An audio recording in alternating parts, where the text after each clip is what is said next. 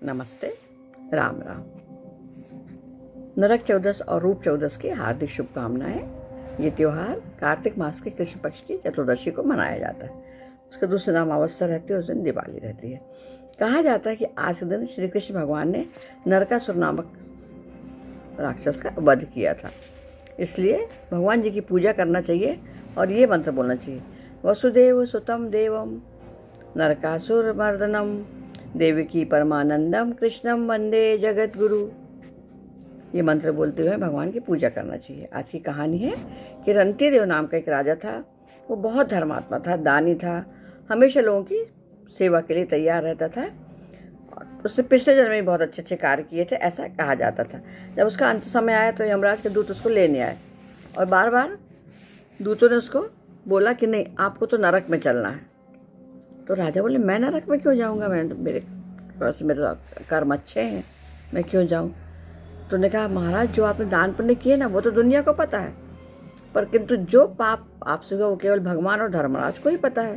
तो राजा बोला, भाई पर मुझे बताओ तो कि आखिर ऐसा कौन सा पाप मैंने किया कि मुझे आप नरक में ले जा रहे हो।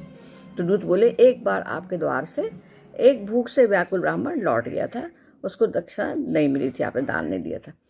यह सुनकर राजा थोड़े व्याकुल तो हुए, परेशान हुए, पर उन्होंने विनती की अपने दूतों से कि मुझे 1 साल का समय दे दिया जाए, मुझे आयु में 1 वर्ष बढ़ा दी जाए।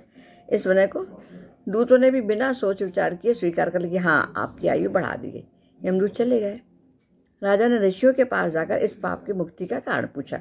राजा होशियार भी थे, धर्मात्मा भी थे। तो उन्होंने कहा, हे राजन, तुम कार्तिक मास के कृष्ण पक्ष चतुर्दशी को व्रत रखो और भगवान जी की पूजा करो, कृष्ण भगवान की पूजा करो, ब्राह्मणों को भोज कराओ, उनसे दान दो, उनको उनके अपने अपराध की क्षमा मांगना, तो तुम पाप मुक्त हो जाओगे। राजा ने ऐसा ही किया। कार्तिक मास की कृष्ण पक्ष चतुर्दशी को उसने पूरे नियम पूर्वक कार्य किया, दान दिया और अंत में उसको स्वर्गलोक मिला, विष्णु लोक में चला गया।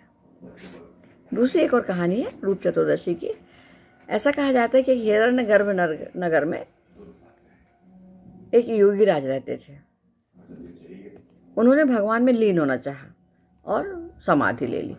जब उन्होंने समाधि ले ली तो बहुत दिन हो गए, पर धीरे धीरे उनके शरीर में कीड़े पड़ने लगे, आँख के रोए झड़ने लगे, सब जगह कुछ कुछ जमने लगा। तो योगीराज बहुत दुखी रहने लगे, उनके ऐसा क्यों हो गया। इतने वहाँ से नारद जी आए।